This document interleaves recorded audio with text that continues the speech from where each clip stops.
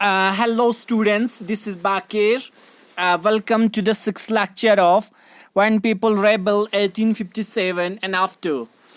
Students, आज के lecture की मदद से हम देखेंगे the company fights back. Last जो हमारा लेक्चर हुआ था उस लेक्चर की मदद से हमने बहुत कुछ देखा. हमने देखा कि जो मूवमेंट था वो बहुत सारी जगहों पर पैरेलली स्टार्ट हुए. जैसे कि अगर हम बात करें झांसी की, तो वहाँ पर आपके थे रानी झांसी. इसके अलावा आपके फैज़ाबाद जो था वहाँ पर थे मौलवी अहमदुल्ला था. बिहार में कुंवर सिंह थे. लखनऊ में अभी बहुत सारे ऐसे लोग थे. हाँ, बेगम हज़रत महल था. ठीक है, तो इस तरह से अलग अलग जगहों पर अलग अलग लोग थे जो कि समहाउ इस रिबेलियन को कहीं ना कहीं लीड कर रहा था.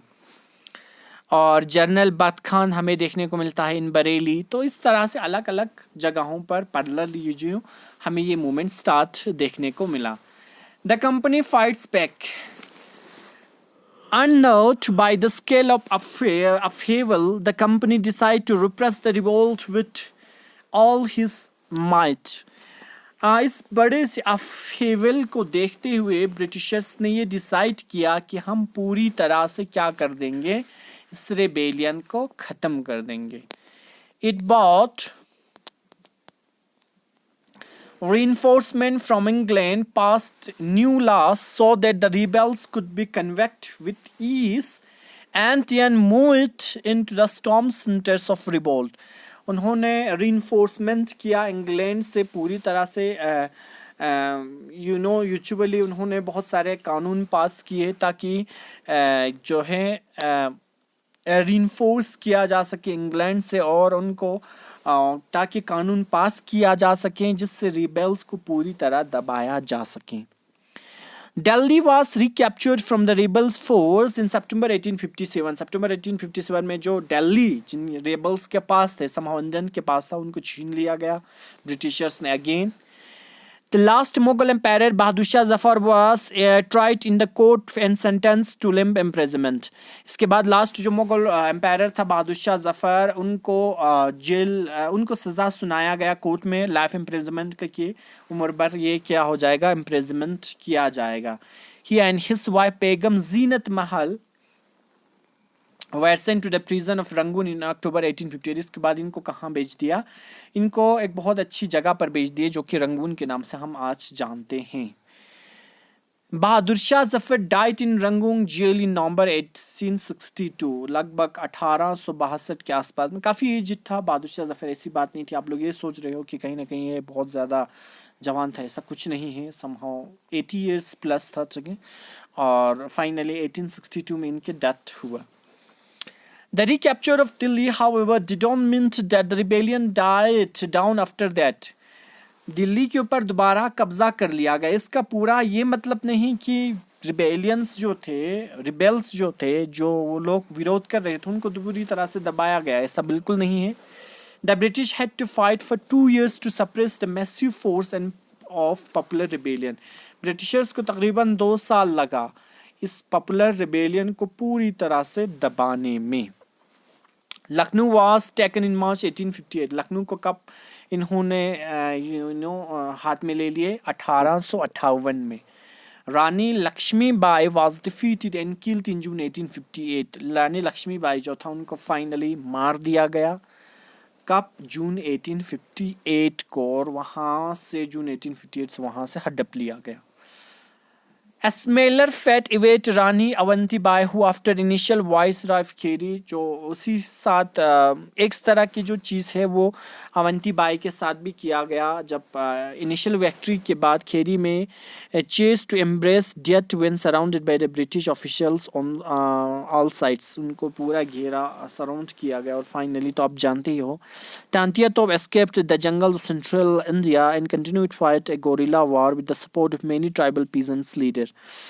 इसके बाद तांतिया तोप तो भागने में वो कामयाब हुआ और वो एस्केप्ट हो गए सेंट्रल एशिया के जंगलों में, और वहाँ से उन्होंने ट्राइबल्स के साथ मिलकर गुरेला वार लड़ा with the British, but he was captured in tried and killed in April 1859। उसको पकड़ लिया गया और बाद में इनको मार दिए गए।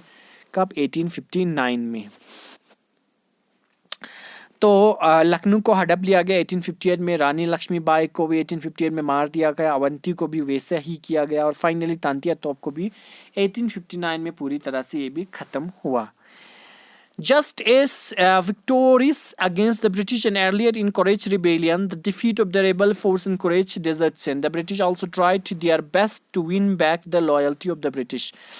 इसके विक्ट्रीज के बाद ब्रिटिश के अगेंस्ट जो पहले से एक इनकरेज मिल रहा था रिबेलियन में, the defeat of rebel force encourage the desertion. अब डिफीट जो रेबल फोर्स को जब हरा दिया गया तो इससे समहाउ एक जो उनके इनकरेजमेंट में समहाउ एक डिजर्शन मीन्स गिरावट देखने को मिला। The British also tried to their best to win back the loyalty of the British people. और ब्रिटिश भी काफ़ी कोशिश कर रहे थे कि हम किसी न किसी तरीके से जो लॉयल्टी है लोगों के अंदर ब्रिटिश के रिगार्डिंग उसको वापस लिया जाए। They announced rewards in law for royal landholders would be allowed to continue enjoy traditional rights over the lands. इसके बाद उन्होंने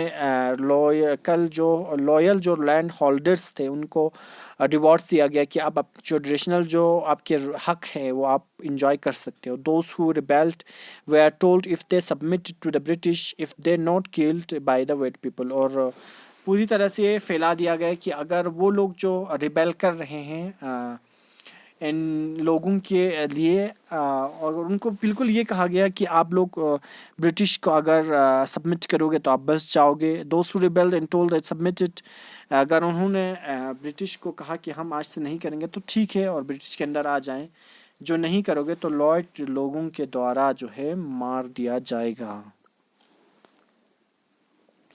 स्टूडेंट्स आप देख सकते हो दैट इज तांतिया तोप जो है the adopted son of Peshwa Bajirao, ठीक है।